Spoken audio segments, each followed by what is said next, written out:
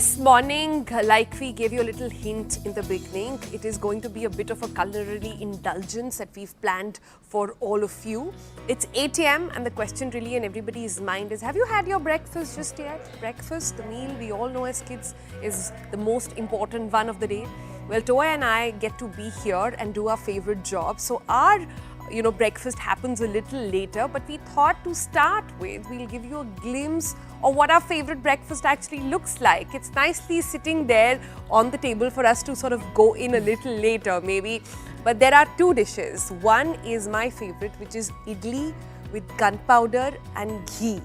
I'll say no further when it comes to the perfect Indian breakfast. Do you like your puri on your idli or on the side? No, I want it dipped in ghee and all of that, like and I want to little just well. eat it like that. And next to it is my favorite. It's a little bit of a common choice, but poha, I thought, has that perfect medley of textures. It's got that little bit of crunchy. I like sometimes putting a little anar on top and a little hint. Sometimes I go a little hard there, but on the lemon, just so you have a really, really delicious, flavorful dish. But do you know what's really cool? While we're enjoying the idea of our favorite breakfast across India, you can actually see a whole array of different regional breakfast specialities. We tried to collect them, and it is far, far more than the map we're showing you on your screens right now. These are just some of them. Whether it's the buttery parathas you get in Delhi, in Punjab, or fluffy appams that you can find down south, or some Odia or Bengali style aloo chop, the options are many. But amidst all these choices, we were a little surprised to learn that not all the options that we thought of as conventionally healthy, that come to your mind when you think of healthy Indian breakfast, actually provide the full powerhouse of nutrients that you need to kickstart your day. And not just that, did you know that studies have found that 25% of urban Indians skip breakfast altogether? People like me sometimes who do IF etc. don't eat breakfast are amongst those.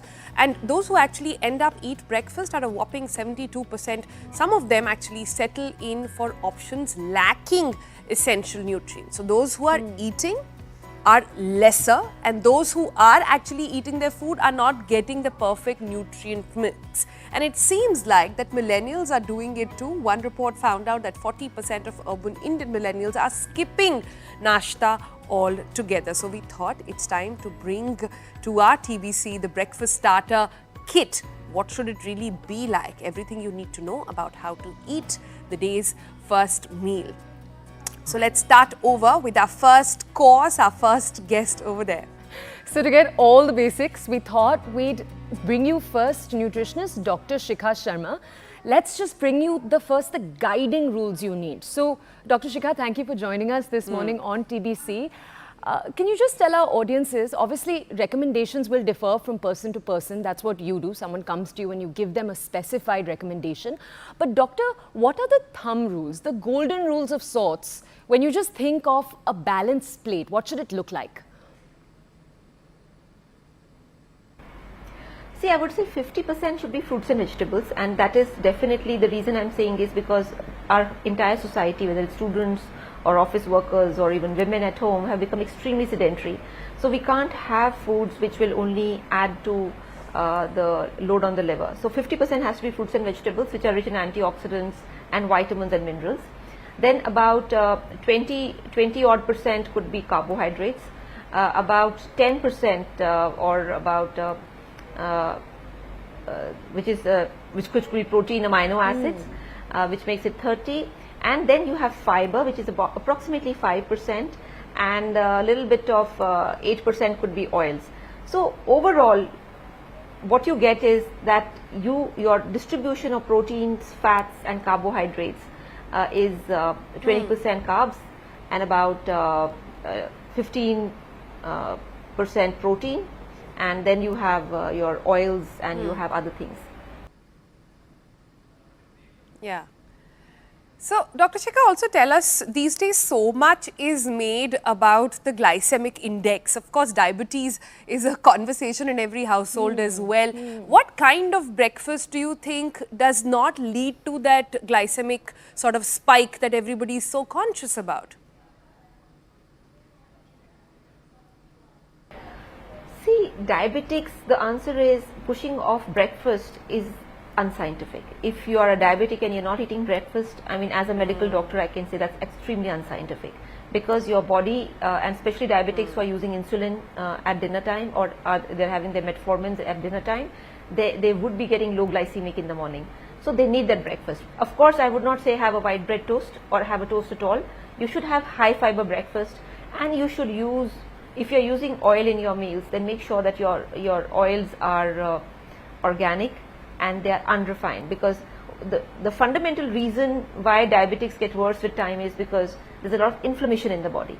And if you have too much of non-organic food, if you have too much of oils which have chemicals, if you have too much of fruits and vegetables and cereals which have chemicals, that inflammation only becomes worse. So diabetes is not a disorder only of having sugar or not having enough protein. It's a disorder of the quality of food, and it's also a disorder of that you're not having enough repair work in your body. Your body is becoming acidic and inflammatory. Okay, but doctor, what about the food that you're actually eating, or we've not actually talked about the liquids, because I know at least some of us like to start our day with a jug of cold coffee, something, refreshing. And if you're a healthy person, is that okay? Is it still a bad idea? I think it's not a good idea. The reason is because when we are younger, all these things don't show their effect, but with time, these things start adding up, and that's the reason a lot of people get acidity, they get GERD, which is a reflux, esophagitis, they get weight. I mean, a lot of women just put on weight because their metabolism has been affected by all these things. So cold coffee or hot coffee right in the morning, empty stomach, is not a good idea. Empty stomach is the key over there, so you can still enjoy your cup of coffee as long as you've eaten something before that, just to sort of clarify why we are sipping constantly all the time. But Dr. Shikha, we've spoken about diabetes, we've spoken about lactose in a way. What about those with heart diseases? They're a majority of Indian population as well. Any recommendations for them?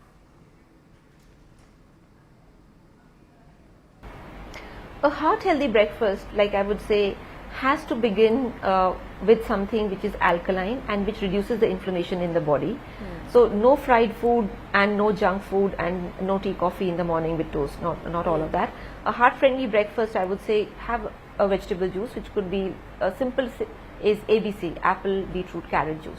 So begin with the vegetable juice.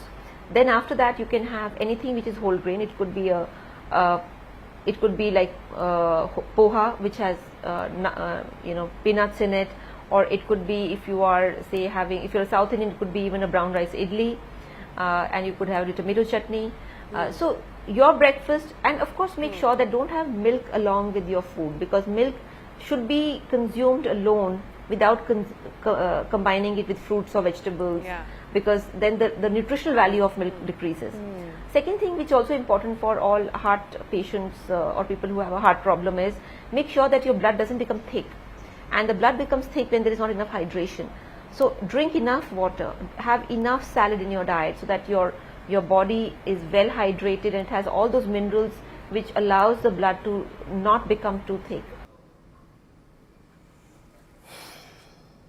All right then, Dr. Shikha, thank you yet again for reminding us no coffee, no toast, no junk food right in the morning. So before you sort of dive into your croissants early in the morning, this is a quick reminder over there. So now we know that how we should eat, but now let's take a little bit of a walk into India's history and traditions when it comes to breakfast. What have we eaten historically and the compositions of each of these traditional meals? For that, let's bring in Krish Ashok. He is a food science communicator, really cool guy who has lots of reels on Instagram and is sort of marrying tradition with science, and that's the perspective we love to have. Good morning, Krish. Thanks so much for joining us here on TBC. When you take a pan-India view of Indian breakfast, what are your thoughts about the traditional Indian breakfast? There's so much of debate online about should you poha, should you not poha? Historically, there was no concept of breakfast for anyone other than those doing hard labor in the fields. So you needed a lot of carbohydrates and glucose in your blood to be able to go work for hours in the field. So people would have very carb heavy breakfasts. The concept of people who don't do that kind of hard labor eating breakfast is a relatively newer phenomenon. And we've simply adopted working class breakfasts as our own. So without realizing the fact that those are very, very high on carbohydrates, right? This is something that I think a lot of Indians now, given that we are the diabetes capital of the world, to start realizing that our breakfasts, as delicious as they are very high and disproportionately high in carbohydrates. And we actually don't have a tradition of eating them as far back as people think we do.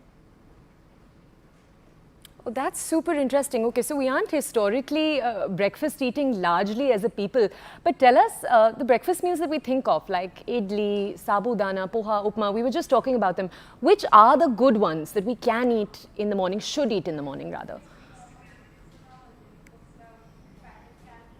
So if you really ask me, I know it will probably disappoint people. It's very difficult to find a breakfast that is truly balanced in a macronutrient sense. Most of them are lacking in protein. I will say there is an exception. Like, for example, if you kind of go down to places like Madurai and deep south, people will eat idli along with meat gravies, seafood gravy or meat gravy. That is still relatively, you are getting some protein in that sense.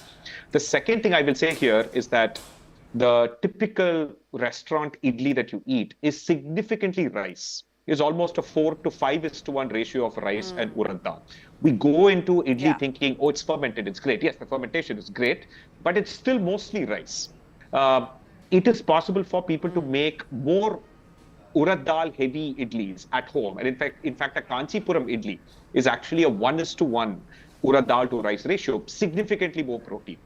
And there are places in Kerala where people have experimented with fermenting soybean along with rice. And that actually gets you almost double the amount of protein and so on. So in that sense, I think it's possible to take the breakfast that you have and turn it into something that is slightly more protein heavy to make it balanced, right? You could add a little bit more dahi. You could stuff your paratha with paneer instead of aloo. So there are many of these ways in which you can balance the carbohydrates on your plate with protein and make it a more balanced breakfast. But out of the box, probably it's going to be pretty carb heavy. Yeah. Yeah, or perhaps just add eggs. Great source of protein if you do eat eggs. I mean, that's the brilliant way to start your day as well. So you can't really pinpoint, Ashok, on what we should eat, but do you have some a hit list on what you definitely should not eat, foods that make your blood boil?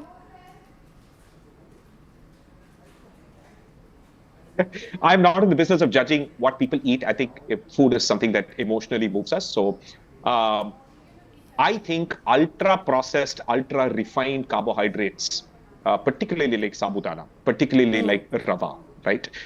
These are things that are just no fiber, pure refined carbohydrates that will spike your blood sugar. And yes, I mean, you can still improve it by adding nuts and adding vegetables and adding good fats and adding protein. But I think when people don't recognize that these are actually ultra-processed, sabudana, I think, is a great example of something that's truly ultra-processed, and people don't realize that it has no fiber at all. Okay, we touched on this for a second right now with the eggs and what that can look like. What are changes you can make in your plate to just make it a little healthier if we can't divorce ourselves from the food we love? So here's what I'd say. When it comes to adding fruits is always good because you get a lot of antioxidants. You also get fiber. So in general, it's good. Even though there is sugar, yes, but the benefits of eating the whole fruit far outweigh the sugar, the effects of sugar and so on. Second thing is adding protein. India is a very diverse place with varying eating habits. A lot of people in India are very strongly vegetarian and will not consume eggs and so on, right? But if you ask me, 70% of India that is meat and egg eating.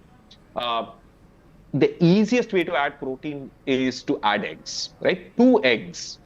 It's a very common myth that somehow the yolk of the egg is high in cholesterol and it's not good for you. No, the best part of the egg is the yolk. It has all of the fantastic fat-soluble vitamins and minerals that are not there in the whites, right? So eat the whole egg. two eggs with your upma or poha is a fantastic way to balance out your breakfast. You see this sometimes in Southeast Asia. Most food is often topped with an egg, right? And then this is a fantastic way, and it only takes like 10 or 15 seconds.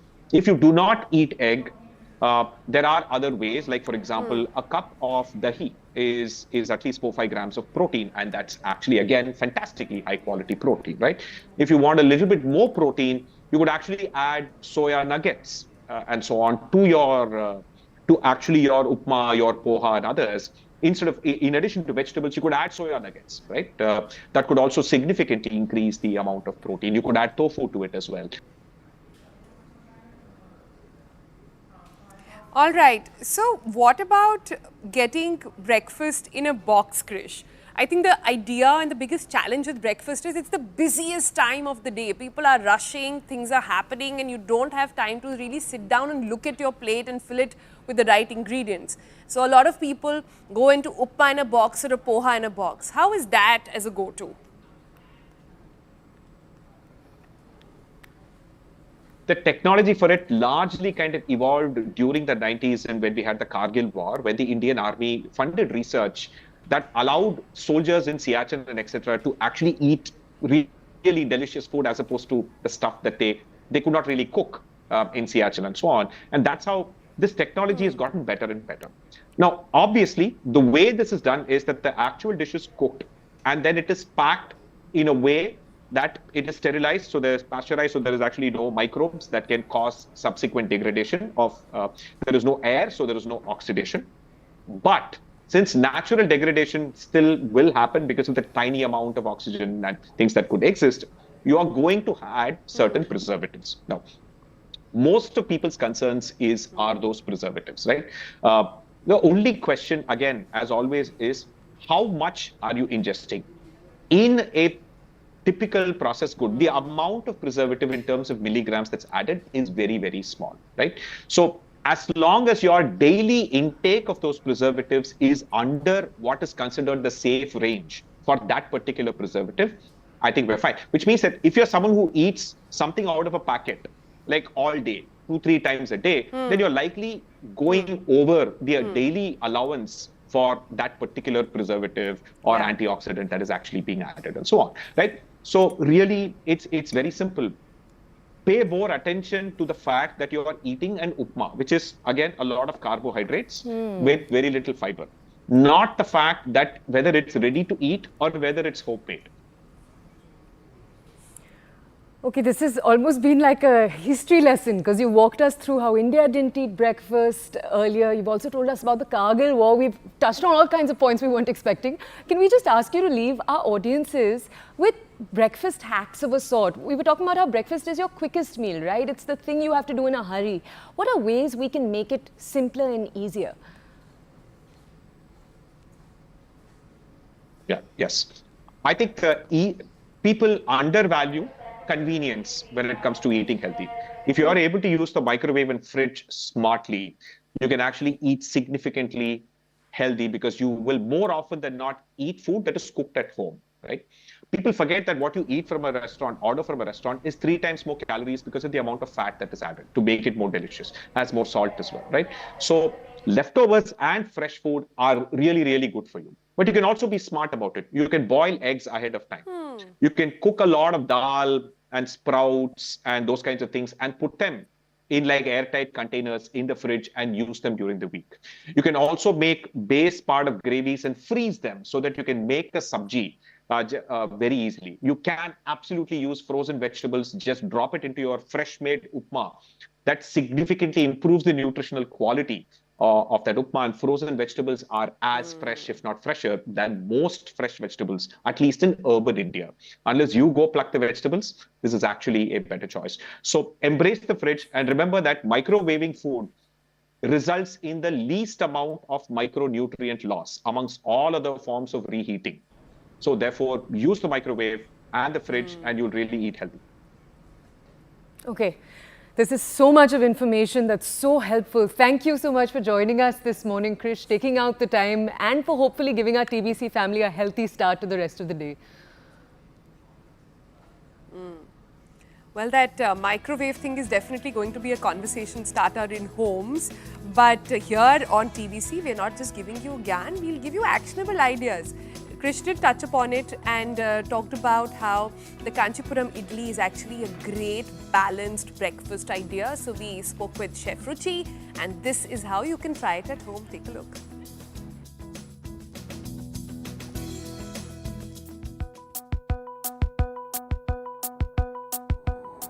Hi guys, I'm Chef Ruchi and welcome to the Breakfast Club. Start your day on a nutritious note with Kanchipuram idli. A dish that not only delights your senses but also fuels your body with the required nutrients and vitamins for the morning. Made with wholesome ingredients like lentils and rice, this dish is rich in proteins and fiber, which makes it a perfect healthy choice for a morning meal.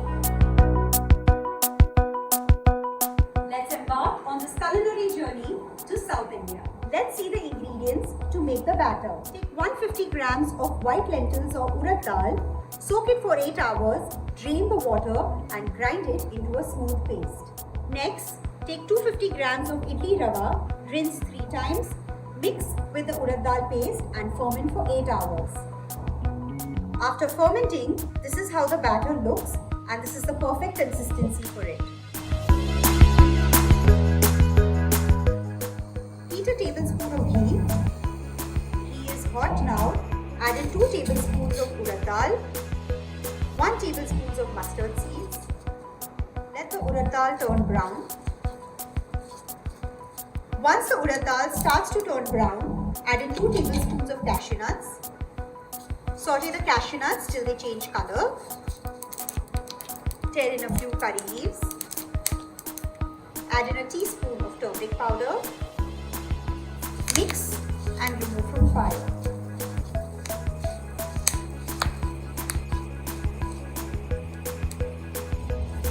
Quickly add in this tadka in the idli batter.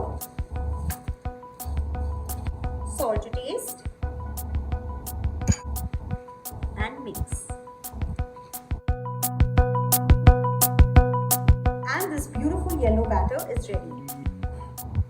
Just before steaming, add in fruit salt, give it a good mix, and this batter is ready to go into the molds.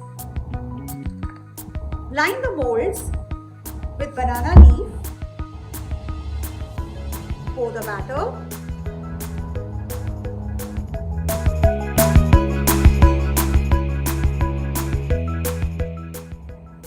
these idlis are ready to go into the steamer.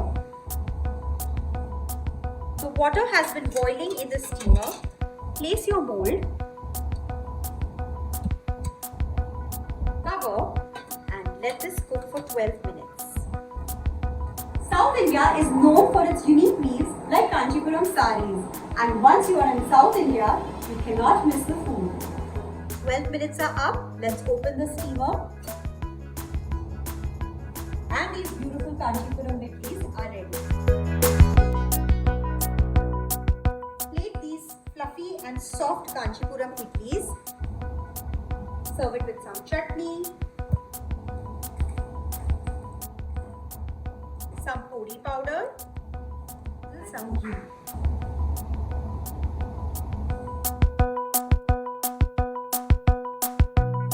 There you have it, folks, the secret to crafting the perfect Kanchipuram idli. This is Chef Ruchi wishing you all a good morning and enjoy your breakfast.